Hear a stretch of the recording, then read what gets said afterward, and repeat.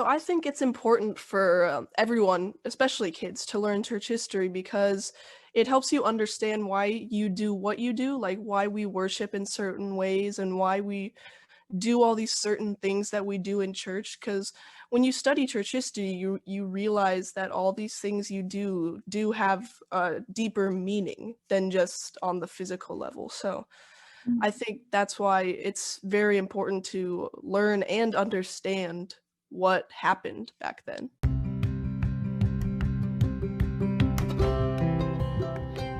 Welcome to Homeschool Conversations with Humility and Doxology, a series of interviews with real-life homeschool moms, dads, and other educators on all sorts of topics that affect our lives as homeschool parents. I'm Amy Sloan, a second-generation homeschool mom of 5, and I am so delighted that you are here. Here on Homeschool Conversations, we'll discuss educational philosophy, family life, and more. Come chat with us.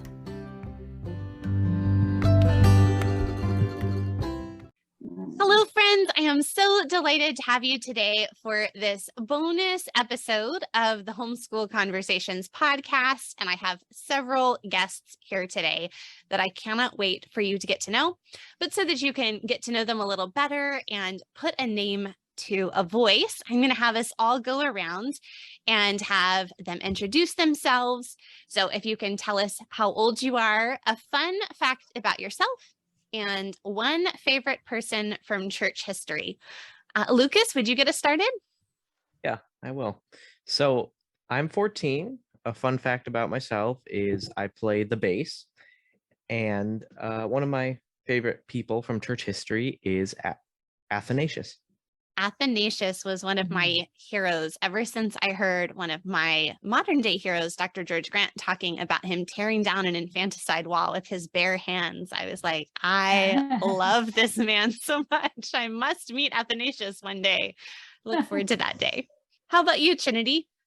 I'm Trinity. I'm 15, and I guess I read a lot for my fun fact. And I would say my favorite person in church history would probably be, there's a lot to choose from, but maybe Phyllis Wheatley. Yes, the poet. Yeah. Good choice. All right. And Simonetta, you are a previous guest here. I'm glad to have you back. Yes. You don't have to tell us how old you are, but tell us little bit about yourself and a favorite person from church history. Okay, I'm Simonetta. I can say I'm 68. I don't mind. I'm kind of proud that like it says in the Bible, Ebenezer, the Lord preserved us to this day. So I'm happy of that. So fun fact about myself, I was trying to figure one out. Maybe that I'm Italian and I don't drink coffee. Everybody's surprised about that. And my favorite person in church history right now, because I keep changing depending on what book I'm writing, would be the last book I published, and it's Biancato from Africa. And I'm very, I love reading about him because to me, it did for Africa what maybe Gresham Machen did here in America. That's my opinion. We just got our copy of that book. We had pre-ordered it after I chatted with you earlier this year. And when you said he was the Gresham Machen of Africa, I was like, well, I must buy this book, obviously. And there was some delays in the delivery. And so it just came in this past week, and I gave it to one of my children on Sunday. I haven't had a chance to read it myself, but I'm really excited. Yeah. I never heard anybody else define him that way. Just my impression from reading him. All right. And how about you, Lucy? Hi, I'm Lucy. I'm 16. My fun fact is that I play the guitar, and one of my favorite people from church history would be Ulrich Zwingli, because I thought it was really cool reading the story about how he founded the Swiss Reformed Church. Yes. Oh, this is great. Okay, so I guess I forgot to mention this at the beginning. The reason why we're all gathered together is these young adults and Simonetta and a few others have come together and have started a new church history podcast, which I'm super excited about.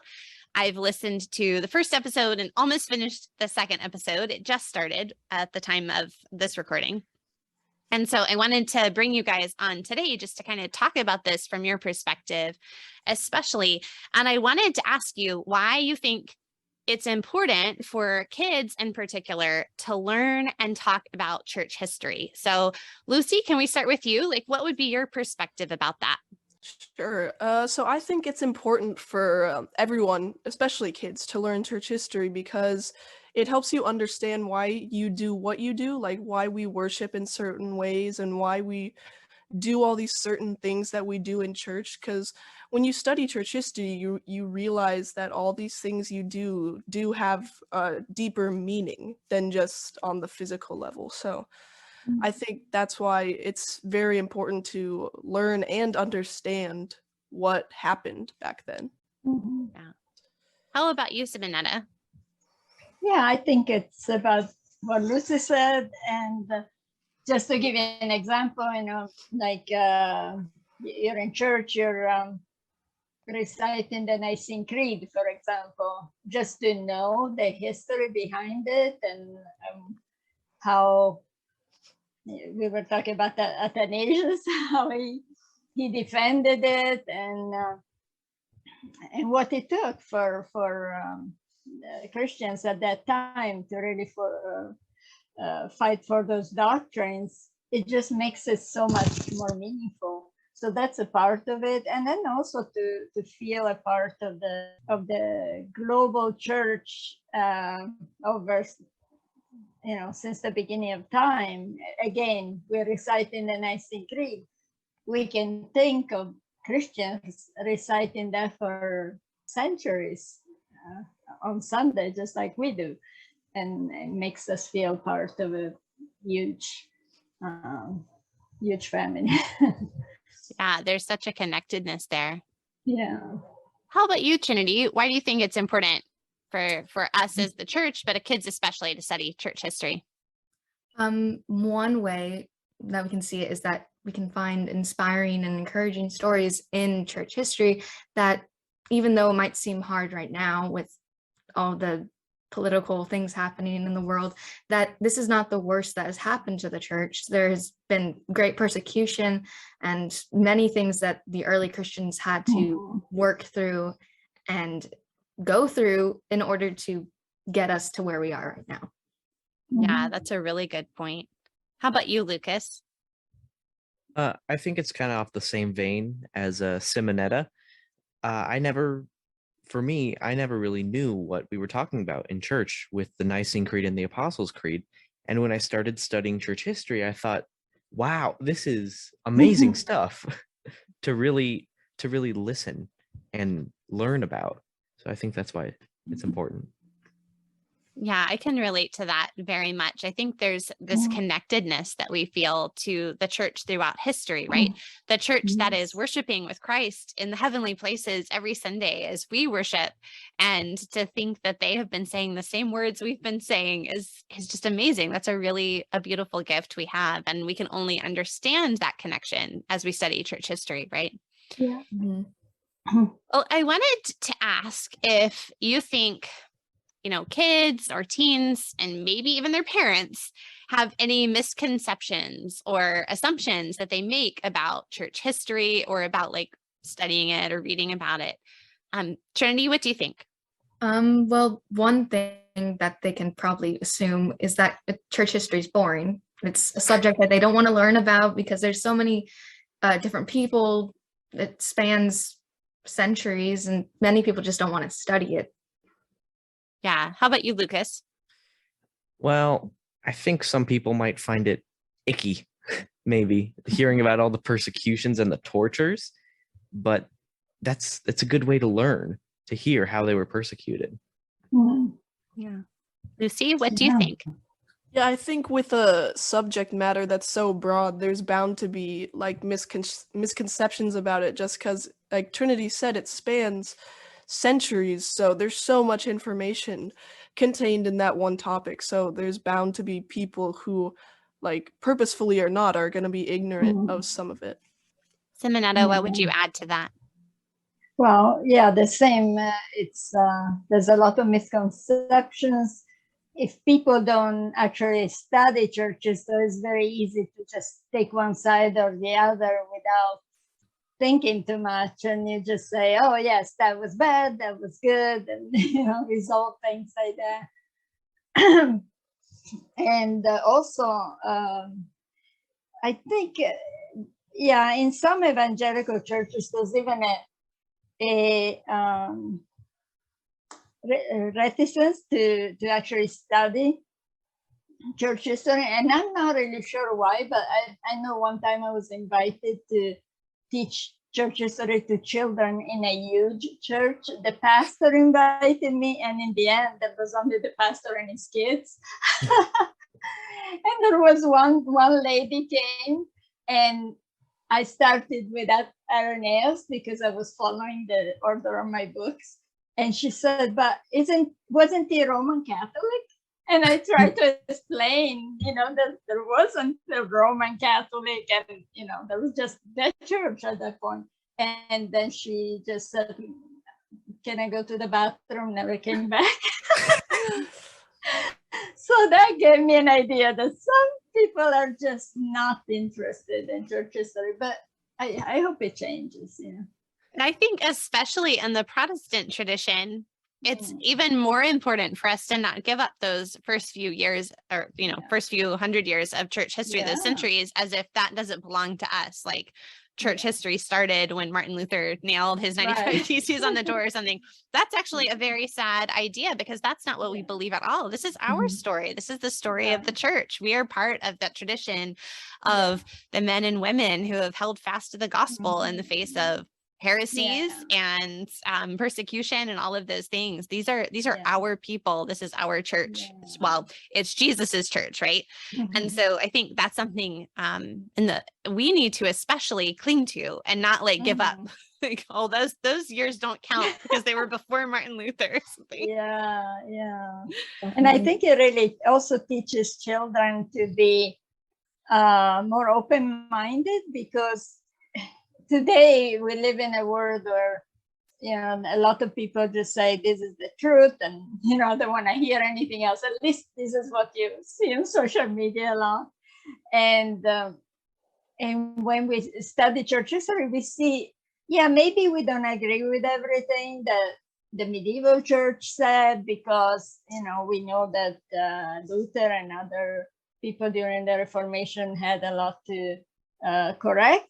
But there was also a lot of good, and to just try to understand how the people lived during that period of time, and what they, how they were sorting out their ideas. And it just took a while to get to the Reformation, and we can't just cancel people, as we say today, or throw them away. It's like our own sanctification, right? Yeah. It doesn't just happen overnight. Right. Yeah. Have you wondered how to celebrate Thanksgiving during your homeschool morning time? Do you want to learn more about the history and culture of Thanksgiving, enjoy fun memory work, singing, and read alouds, but you don't know where to start? We'll start with my Thanksgiving morning time plans and resource pack. I have a suggested morning time schedule and parent guide, several pages of printable memory work, book lists, suggestions for optional hands-on projects, and other Thanksgiving homeschool resources. Head to humilityanddoxology.com/shop to get your Thanksgiving morning time plan resource pack. While I'm still speaking with you, Simonetta, could you tell us a little bit about how the Kids Talk Church History podcast got started, and what the goals are for the podcast, and what we, the listeners, can expect in each episode? Yeah, how it gets started is I wrote this book called Church History. And originally I wanted to say church history for kids, but the publisher said, just call the church history. So it's it just came out, and it goes through the whole history of the church. And somebody suggested that I should write the study guide, and that didn't really appeal to me too much. I don't know if it was too much work or it just didn't interest me to do it. And I said, are people even gonna use it? And then I thought maybe a blog, and then the idea of the podcast came about. And then I thought of doing a podcast for kids, hosted by kids. Oh, that is great. And is it going to be released every week, or Lucy, can you tell us, does it come out every week or every other week, or what's the sort of scope? How does an episode work? Well, right now, it's every 2 weeks. Mhm. And is it going through then the outline of the church history? So is it kind of chronological, Lucas, as people listen in? Will they hear, if they started with episode 1 and listened through, would they kind of hear the scope of church history? Or are you guys going out of order chronologically? Yeah, we'll go chronologically, but we have special episodes for Reformation Day and Thanksgiving.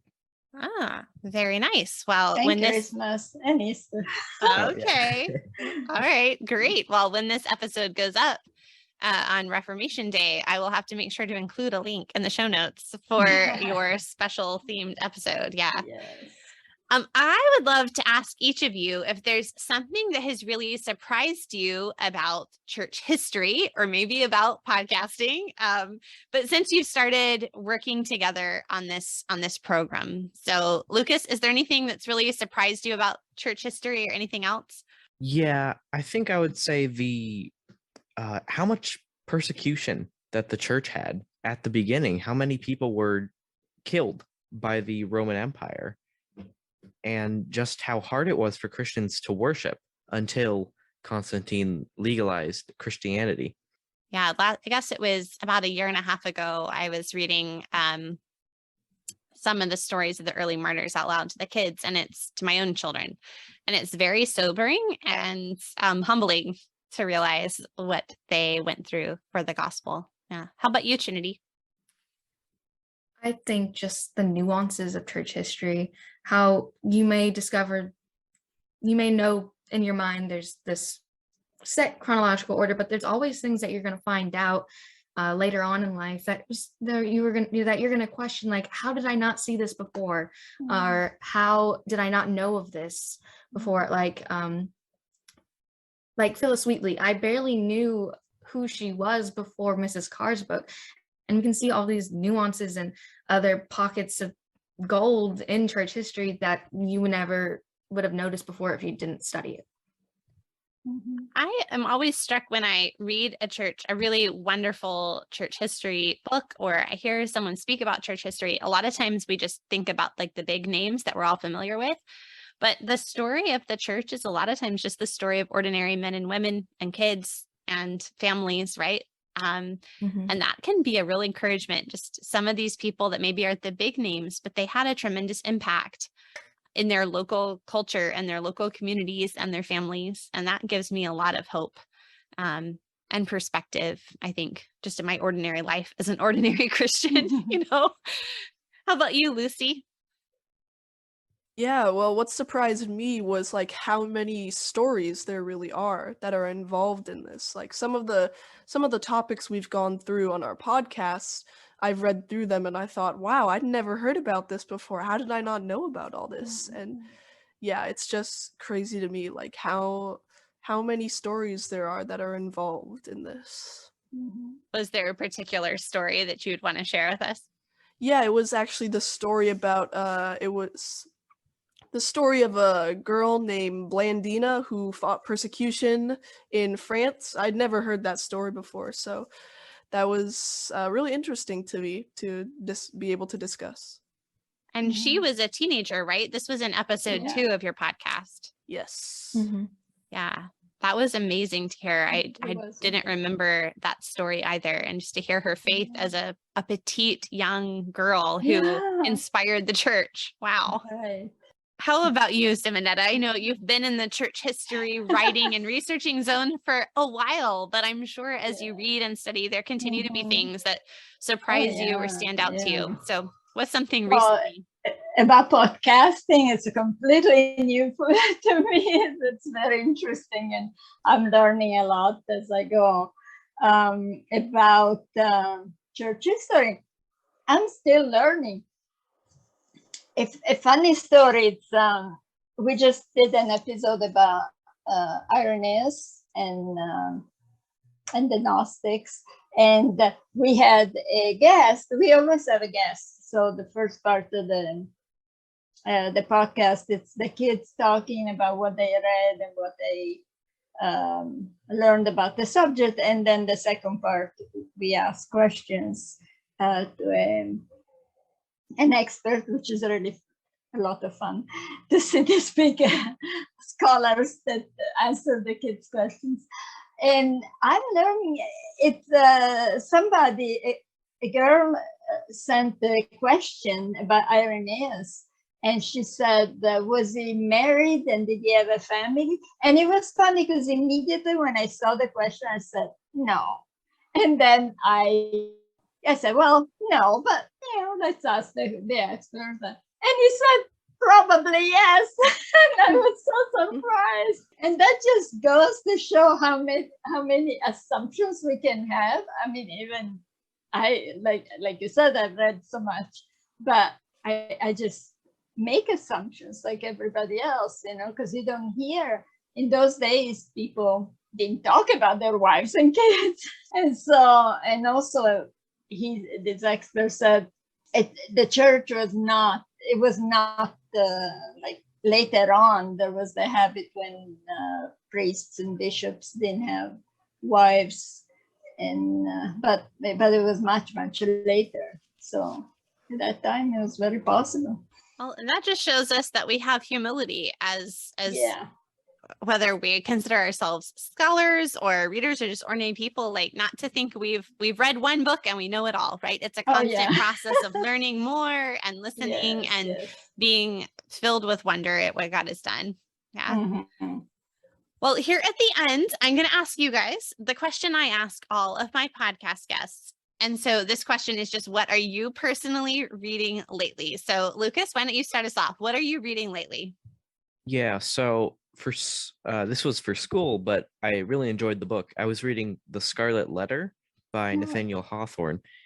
It was a really interesting book. It showed the ferocity of the Puritans in the 17th century, how they made the woman wear her sin for all her life. They made her wear a blood red A all her life to show her sin to everyone.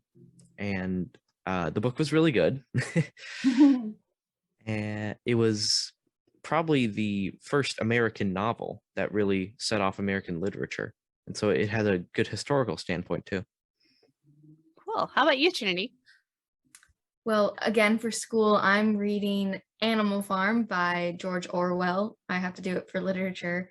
And it's just really interesting to see, in an animal perspective, the communism in its shapes and forms, and how it might be funny for us to read about it, but it actually happened to real people in the 20th century. And that's really alarming, because now we can look back on it and say, oh, that was wrong. But for the people who are in the society that wants to push it on them, it's really interesting to see how they are led like sheep. Yeah, so we read that out loud as a family last year. One of the things that was interesting, my husband was doing some research about it, and apparently there was a dramatized version of that story that was performed in communist China. And the person who was watching it was very confused, like, why is this being allowed to be performed here? This seems very odd. He was talking to the people afterwards, and they were like, oh, well, this is a story about Russia. It was like a disconnect of not understanding like the universality of the ideas. Thought, well, maybe the power of this story would open people's minds. But yeah, that's a good one. How about you, Lucy? What are you reading these days? Well, again, just like Lucas and Trinity, for school, I'm currently reading through some of Shakespeare's works. So I just finished Much Ado About Nothing, which is it's It's a my comedy. favorite. Yeah. It's I've only read one other Shakespeare book before this, which was The Taming of the Shrew, and the plays are quite similar. So Yeah. I really enjoyed Much Ado About Nothing because it is like a comedy, but it's also Shakespeare, and I didn't read any sort of adapted version, so it can be pretty difficult to understand. But once you like realize all the intricate wordplay that he's able to put into his sentences and make them flow together so well, you realize like why he's regarded as like the best playwright of all time. Yeah, we love Shakespeare in my homeschool, and I will have to send Simonetta. She can send it on to you. I have some playlists I've made. So a lot of the full films aren't really appropriate for all ages, to put it nicely. But I have some playlists of some of my favorite clips that I can safely show to the 7-year-old on up. And Much Ado About Nothing is one of our favorites to watch different actors interpreting the same scene. So it's one of my favorites. Wow. Yeah. How about you, Simonetta? What are you reading these days? Well, I'm always reading a lot of books for work, so church history. But sometimes I'm reading just for fun. I guess it's I'm reading some poems by Gregory of Nazianzus, so it's church history too. But I was always intrigued by him because he was a very sensitive person, and he at this time during the 4th, 5th century, he already expressed his feelings so much, and I think it was unique for that time. So I was just curious. So I'm reading them, and they're really easy to read, and easier than Shakespeare because I'm reading the translation. I'm not reading the Greek. And are some of those early church hymns, or is that a different Gregory? No, they're not hymns. He wrote some autobiographical poems just about himself, and then some. I'm reading some poems on scripture, and it's just some thoughts, but it's just poems, basically. Not it's not meant as a teaching tool. That is really cool. You'll have to send me some links to those. I'm very interested to read that. Yeah. Well, I am so glad to get to chat with Lucas and Trinity and Lucy and Simonetta today. And I encourage everyone who's listening to this episode to head over to their favorite podcast app and find Kids Talk Church History in your podcast feed. It's one that you can listen to with kids of all ages. I think everyone will enjoy it. I know my kids and I have enjoyed the first couple episodes. You guys are accepting questions, right? So Yes. Listeners can send in questions, and those will get answered in the middle of the episodes. And is there a website where I should send people? Where should people go if they want to find out more information? Where do we need to go, Lucy? Tell us. Yes, I always, at the end of our podcast, I always recite the website that you go to. So just head on over to kidstalkchurchhistory.org to visit our website. Great. kidstalkchurchhistory.org. And I will have links for that in the show notes for this episode. And thank you guys all for coming and chatting today. Thank you. Thank you. Thank you for having us.